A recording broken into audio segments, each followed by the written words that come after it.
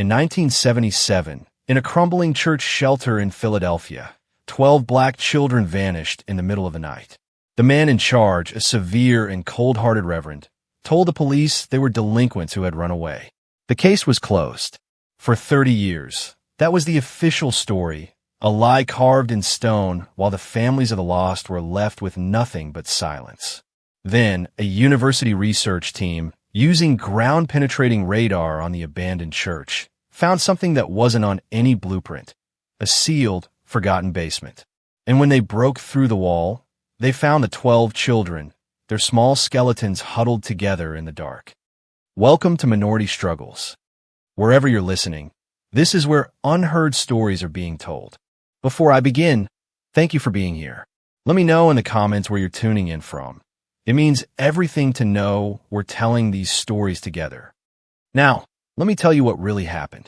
My name is David Vance, and one of those children, she was my little sister. Let's begin. For 30 years, my life has been built around a hollow space. It is a silence shaped exactly like my 11-year-old sister, Grace. I'm a history teacher now. I spend my days explaining the cause and effect of great events, the logical progression from one point in time to the next. But in my own history, there is a moment that defies all logic, a night when 12 children, including my sister, were erased from the world, and the only explanation I was ever given was a lie.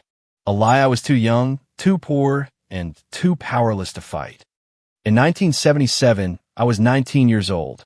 I had aged out of the St. Jude's Church for Boys in North Philadelphia the year before, a place that had been my only home after our parents died. The day I turned 18, I was given a small bag with my few belongings and shown the door. That was the rule. I found a cramped apartment over a laundromat and a job washing dishes, and every Sunday, without fail, I would take the bus back to St. Jude's to visit Grace. She was my opposite in every way. Where I was quiet and serious, she was bright and full of a secret, bubbling laughter. She was the only piece of my old life, my real life, that I had left.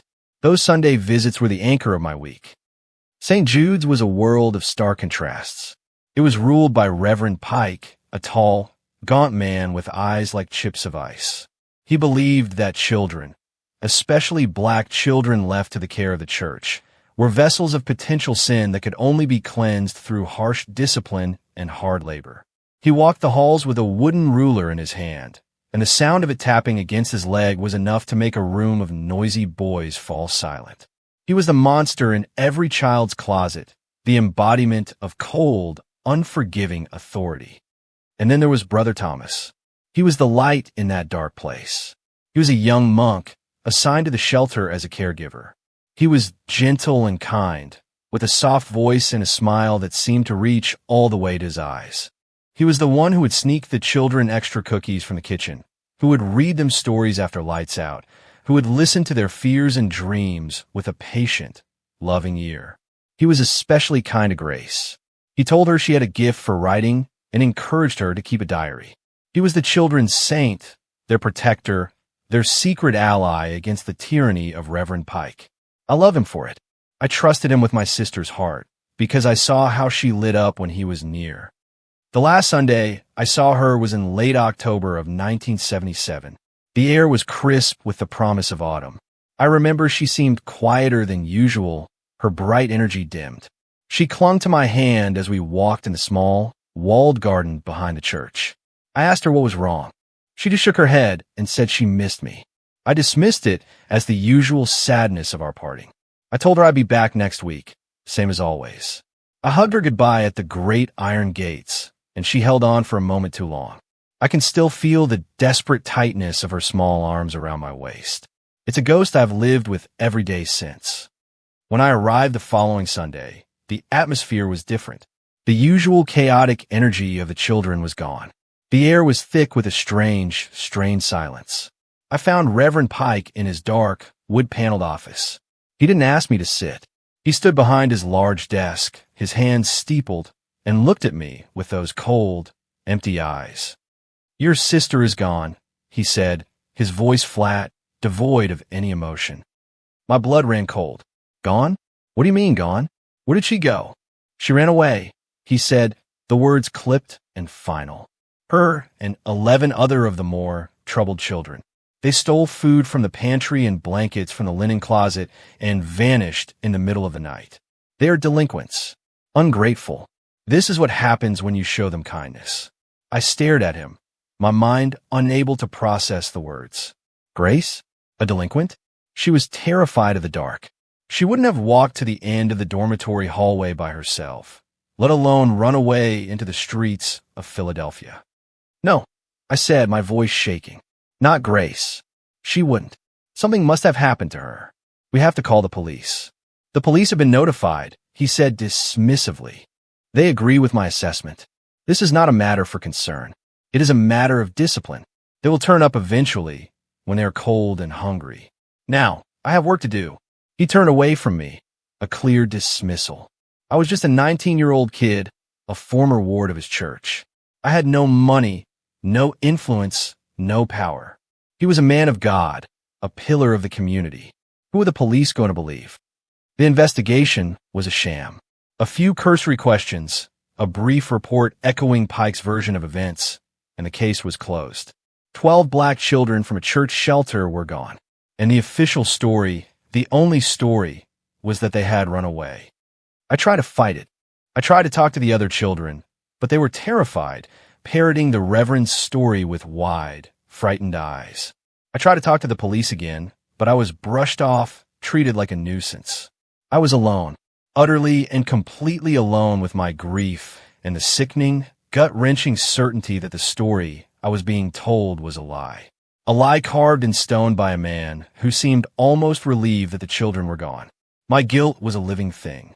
I should have seen that she was more than just sad that last Sunday. I should have known. I should have done something. But I did nothing. And for 30 years, I lived with the consequences of that failure, haunted by the ghost of my sister and the cold, final words of the man I was sure had hurt her. The 30 years that followed were a long, gray expanse of time. I finished school, became a history teacher, got married, had a daughter of my own. I built a life, a good life, but it was a life built on a foundation of unresolved grief. The hollow space my sister had left behind never filled. It was a constant, silent presence. I would see a young girl with braids on the street, and my breath would catch. I would hear a certain laugh, and my head would whip around. Grace was everywhere and nowhere. The St. Jude shelter closed its doors in the late 1980s, the victim of dwindling funds and changing social policies. The grand, Gothic building was sold to a private developer who went bankrupt, and so it sat, abandoned and decaying, a monument to my own personal failure. I avoided that part of the city. Driving by it felt like pressing on a bruise. Then, in the spring of 2007, I saw a small article in the Philadelphia Inquirer. It was a story that, for anyone else, would be unremarkable. The University of Pennsylvania School of Engineering and Applied Science had received a grant for a new research project. They were going to use the abandoned St. Jude Church as a case study for a multi-phase analysis of structural decay in early 20th century buildings. The article mentioned they would be using non-invasive technologies to map the structure before beginning any destructive testing. I felt a strange, cold pull. I started following the story, checking the university's project blog every few days. For weeks, the updates were dry and academic. They posted about material composition, load-bearing walls, and the slow creep of water damage. I don't know what I was looking for. A sign, maybe an answer, something. The first interesting post came in late April. The engineering team, using ground-penetrating radar to map the church's foundation, had found an anomaly. The original blueprints, which they had acquired from the city archives, showed a standard basement and a small sub-basement, likely an old coal cellar from when the church was first built. But their radar scans showed something different. The sub-basement was there, but it was larger than the blueprints indicated, and more disturbingly, there was no visible entrance. It was a sealed, man-made void within the foundation of the church. The blog post speculated it might have been a hidden Prohibition-era storage area, a fascinating architectural quirk. The next phase of their project was what they called destructive testing. They would be strategically demolishing sections of the building, walls, supports, floor sections, to study stress points and material failure. The anomalous wall in the basement, the one that sealed off the hidden room, was moved to the top of their list. It was a unique structural feature, and they were eager to see how it was constructed. I felt a sense of dread so profound it made me physically ill. I knew, with a certainty that defied all logic, that they were about to uncover something terrible. I thought about calling the police, about telling them my story, but what would I say? That I had a bad feeling? That my sister had disappeared from this place 30 years ago? They would think I was a crank, a grieving brother seeing ghosts where there were none. So I just waited and watched the blog. The update came on a Tuesday morning. The post was brief and clinical. It said that during the scheduled destructive testing of the basement foundation, an unexpected discovery had been made, and that the site had been turned over to the Philadelphia Police Department. The project was suspended indefinitely. The news broke that evening. It was the lead story on every channel. A reporter stood in front of the looming, dark silhouette of St. Jude's, police lights flashing behind her. She spoke of a grisly discovery, of a mass grave. She reported that a university research team had breached a sealed wall in the basement and found a hidden room. And inside that room, they had found the skeletal remains of 12 children. I remember dropping the remote control. It clattered on the hardwood floor. My wife rushed into the room, her face full of alarm. I couldn't speak. I could only point at the screen, at the image of the church where I had last seen my sister alive. The lie was over. The 30 years of silence had been broken, not by confession, not by a witness, but by the dispassionate curiosity of science. The echo I had been hearing in my heart for 3 decades finally had a source. It was the sound of my sister and 11 other lost children, screaming from inside a wall. They hadn't run away. They had been locked in a tomb, buried alive beneath the house of God, and left to be forgotten by everyone but me. The hollow space inside me was no longer empty. It was filled with a cold, hard certainty. My sister had been murdered. And now, after 30 years, I was finally going to find out who did it. The discovery of the tomb beneath St. Jude's sent a shockwave through the city.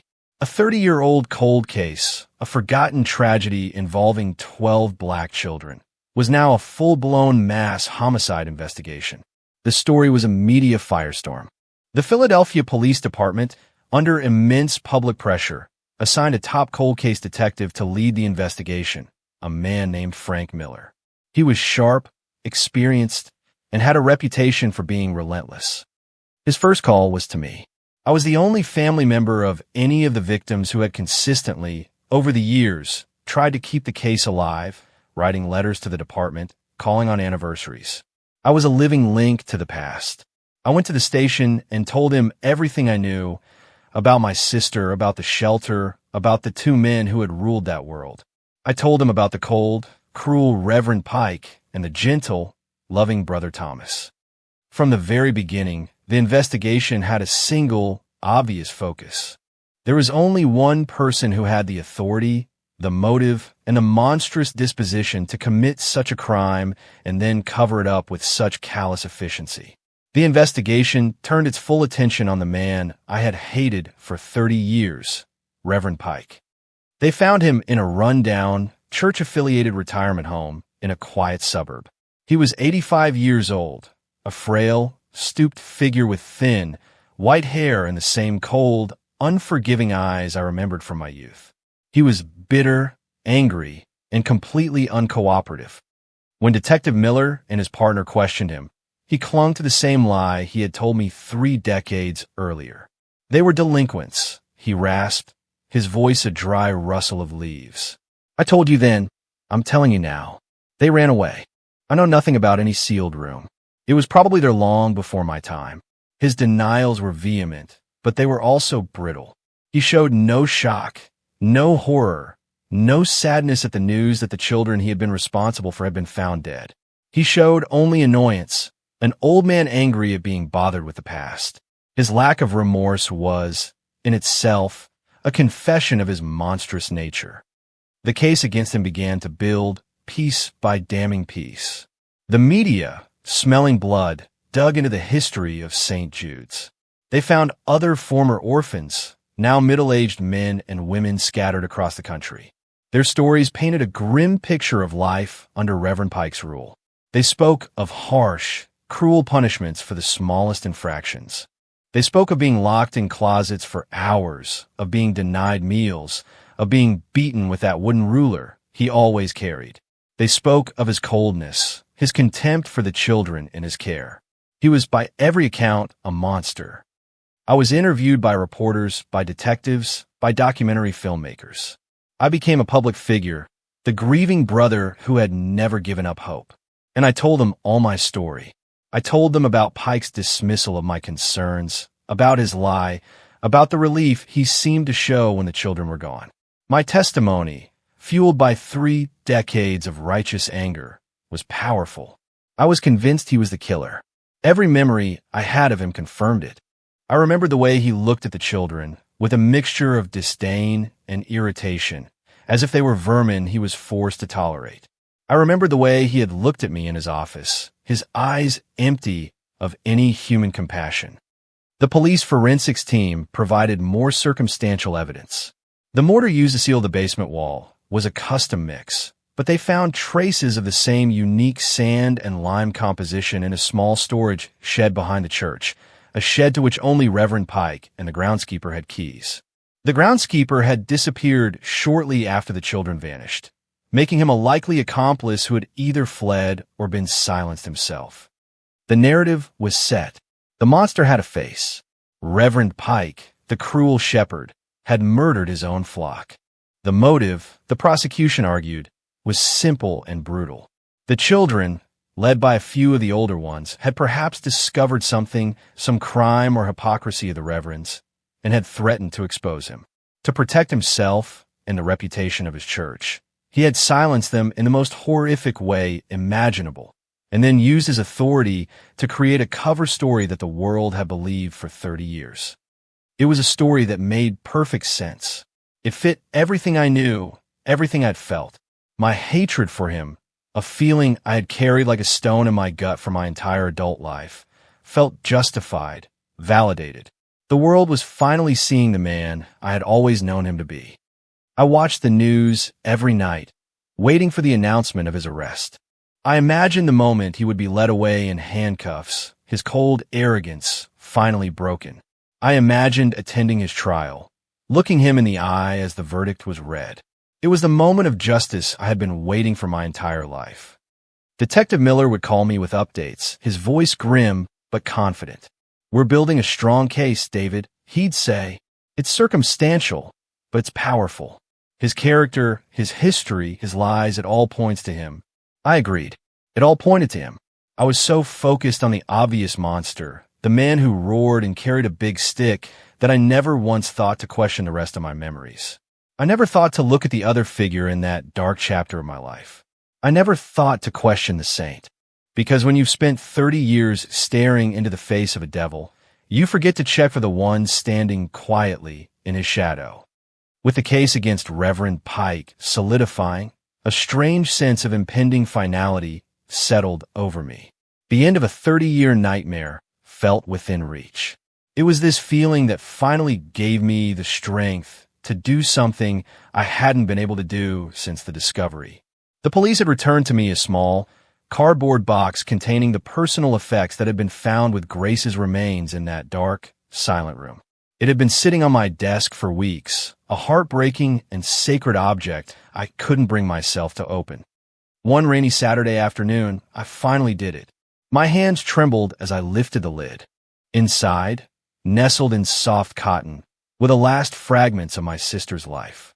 A small, tarnished silver locket with a faded picture of our mother inside. A handful of colorful glass marbles.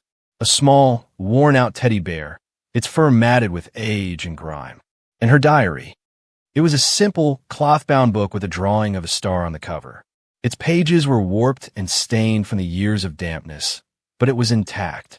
The police had given it a cursory look, but it found nothing of evidentiary value. To them, it was just the innocent ramblings of a child. To me, it was my sister's last testament. I spent the rest of the day reading it, transported back in time. The early entries were filled with the small joys and sorrows of an 11-year-old's life. She wrote about her friends, about a stray cat she was feeding, about her dislike of the lumpy oatmeal they were served every morning. She wrote about Reverend Pike, calling him the gray giant who was always angry. And she wrote about Brother Thomas, her words glowing with an innocent adoration. Brother T brought me a chocolate bar today. One entry read, "He said it was our secret. He is the kindest man in the world." My heart ached with every word. It was like hearing her voice again after a lifetime of silence. I read on, my eyes blurring with tears. As I got closer to the end of the diary, to the last days of her life, I noticed a change. The entries became shorter, more cryptic. And then, for the last 3 pages, the handwriting changed. It was no longer her familiar, loopy cursive. It was a series of strange, jumbled letters. My heart began to pound. It was our code. When we were younger, living in the shelter together, we had invented a secret code, a simple letter substitution cipher, so we could write notes to each other without the prying eyes of the staff knowing our business. It was our private language, a bond between a big brother and his little sister. I hadn't thought about it in decades. My hand shook as I grabbed a piece of paper and a pen. I tried to remember the key. A equals B, B equals C? No, that wasn't it. We had based it on a keyword from our favorite book. What was it? Treasure Island. That was it. The keyword was Flint. I began the painstaking work of deciphering the jumbled letters, my mind racing. Why had she used the code? What was she so afraid to write plainly? The first decoded sentence sent a chill down my spine. I am afraid. I kept going, my pen scratching frantically across the page. The decoded entries revealed a story that was terrifyingly different from the one I had believed. They were not about the gray giant. They were about the saint. Brother T is not who he seems. The next entry read, "His games are not games. He says they are our special secret, but they hurt. He gets angry when I say no. His eyes get dark. I felt the bile rise in my throat. The kind, gentle Brother Thomas? The man who had given her chocolate bars and praised her writing? The man I had trusted?" I read on, my world unraveling with each decoded word. Grace wrote about his special attention, his private lessons in the chapel after dark. She wrote about her confusion, her fear, and her shame. He had used his kindness as a weapon, his gentle facade as a mask to hide a monstrous secret. And then I came to the very last entry. It was dated the day before she and the other children disappeared. My vision tunneled as I translated the final, horrifying words. "Esther knows. I told her. We are going to tell the Reverend tomorrow.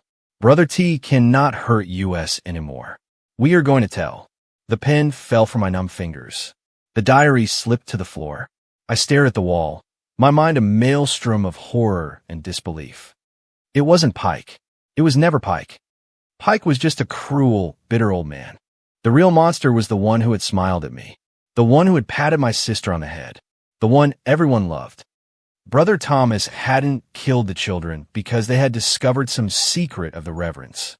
He had killed them to keep his own secret. He had killed them to silence my sister. He had murdered 12 children to protect his reputation as a saint. And for 30 years, I had been hating the wrong man. The obvious monster had been a shield, a perfect misdirection that had allowed the true evil to walk away, cloaked in piety and grace, leaving nothing behind but a lie. The world had tilted on its axis. The neat, simple narrative I had held onto for 30 years, the story of a cruel reverend and his victims, had been obliterated by my sister's last coded words. For a few hours, I sat in my study, the decoded diary pages spread out before me, my mind reeling. Disbelief warred with a sickening, creeping certainty. Brother Thomas? The gentle, smiling man who had been the only source of light in that dark place? It felt impossible. It felt like a betrayal beyond comprehension. But the words were there, in Grace's own hand, speaking to me across 3 decades. He hurts us when he smiles. My grief, which had been focused for so long on the cold injustice of Reverend Pike, now felt shapeless, monstrous. I had been mourning the wrong story. My anger had been directed at a caricature of evil, while the true, insidious evil had been praised, loved, and trusted. With a heavy heart and trembling hands, I gathered the diary and my decoded notes and called Detective Miller. I told him I'd found something that changed everything. He was skeptical at first. When I met him at his office, he listened patiently, but I could see the doubt in his eyes. The case against Reverend Pike was strong, a neat package of motive and opportunity that the DA was ready to run with. This new theory, based on a child's coded diary, seemed like a fantasy, perhaps the product of a grieving brother's overactive imagination. "David," he said gently, after I had finished laying it all out, "I know this is hard, but Pike is our man. He had a history of abuse. He ran the place. He orchestrated the cover-up. But he didn't have this motive," I insisted, pushing the decoded pages across his desk. "This is why they died, Frank. Not because they discovered Pike was stealing from the collection plate. They died because my sister was about to expose a saint. Brother Thomas knew Grace was going to tell Pike the next day. He had to silence her, and he couldn't risk that she had only told one person. He had to silence them all." Miller stared at the pages. He was a good detective, a man who dealt in facts and evidence. And as much as it contradicted his own investigation, the diary was a physical piece of evidence. The motive it presented was specific, personal, and terrifyingly plausible. He sighed, rubbing his tired eyes.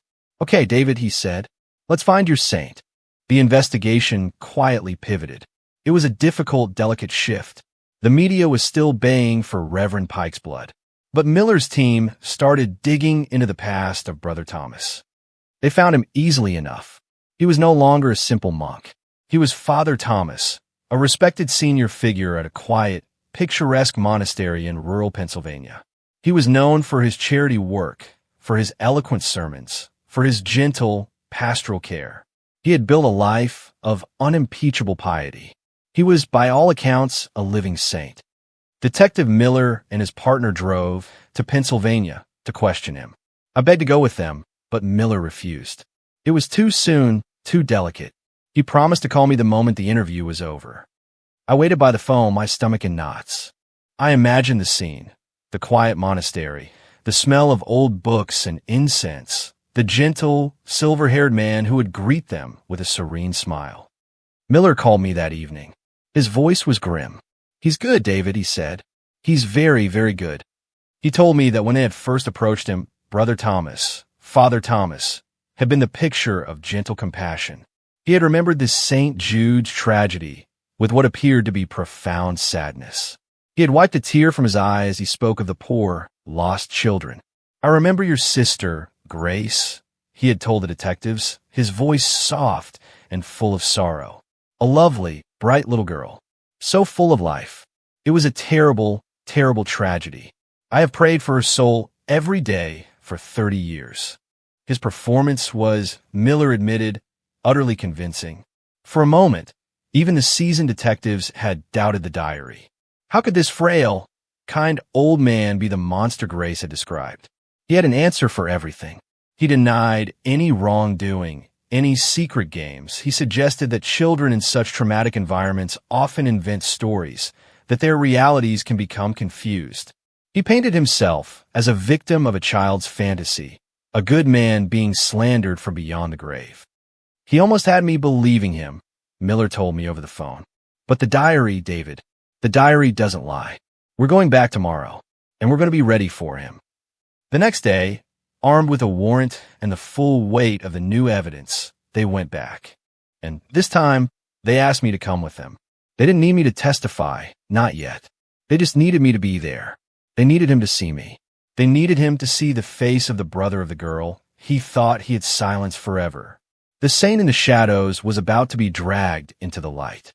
The drive to the monastery in Pennsylvania was the longest journey of my life. The rolling green hills and quaint farmhouses felt like a world away from the gritty streets of North Philadelphia, a world away from the dark, damp basement where my sister had taken her last breath. It was a world of peace and serenity, a perfect place for a monster to hide. I waited in the car while Detective Miller and his partner went inside.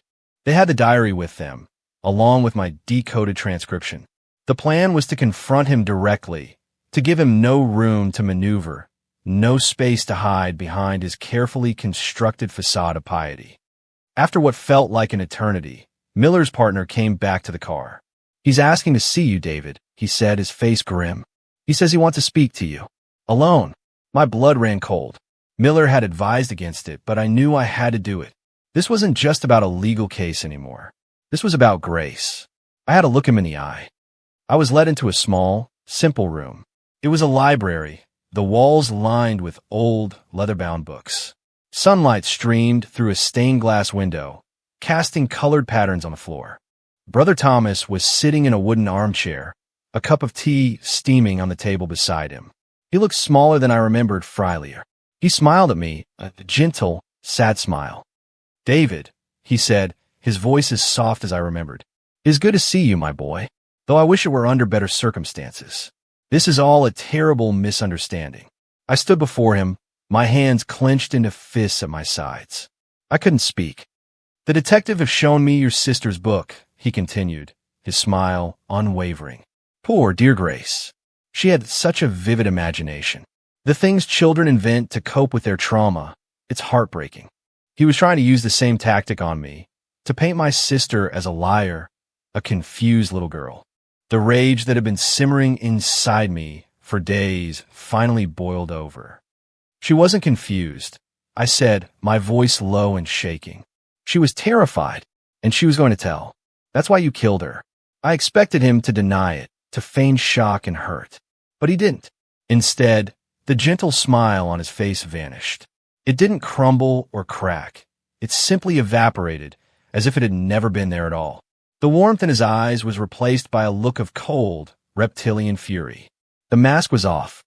"She was an ungrateful little viper," he hissed, his voice no longer soft, but sharp and venomous. "I gave her everything. Kindness. Attention. I chose her. I made her special. And she was going to repay me by spitting poison, by telling that old fool Pike her filthy little stories." His face was contorted with a narcissistic rage, the face of a king whose divine right had been challenged by a peasant. "She would have ruined me," he spat. "My work, my reputation, my life in the service of God. All of it destroyed by the lies of a pathetic little orphan. I did what was necessary. I did what God commanded. I cleansed the flock." He confessed to all of it, not with remorse, but with a terrifying, self-righteous pride. He told me how he had lured Grace and her 11 friends into the sub-basement with the promise of a secret midnight feast. He described how he had smiled at them as he closed and locked the heavy door, ignoring their confused cries. He told me, with a chilling satisfaction, how he had spent the rest of the night bricking up the entrance, mixing the mortar, laying each stone himself. He said it felt like a holy act, a sacred duty to protect the church and himself from the stain of their potential accusations. "I saved them from their own sin," he said, his eyes gleaming with a fanatic's light. "I gave them a quiet, holy place to rest for eternity." I stood there, frozen, staring at the man my sister and I had once adored. The man who had been our only comfort in a world of cruelty. The obvious monster, Reverend Pike, had just been a callous, bitter man. His lie, born of cowardice and a desire to avoid scandal, had been the perfect shield for the true evil. The real monster wasn't the one who had shouted and threatened. It was the one who had whispered and smiled and offered a piece of chocolate with one hand while holding a stone to build a tomb with the other. I had spent 30 years hating the wrong man, mourning the wrong story. The justice system would take over now. He would be tried and convicted. But the true horror, the one that will haunt me for the rest of my days, is the knowledge that the evil that took my sister wasn't a roaring devil you could see coming from a mile away. It was a quiet serpent coiled in the heart of the one place we thought we were safe.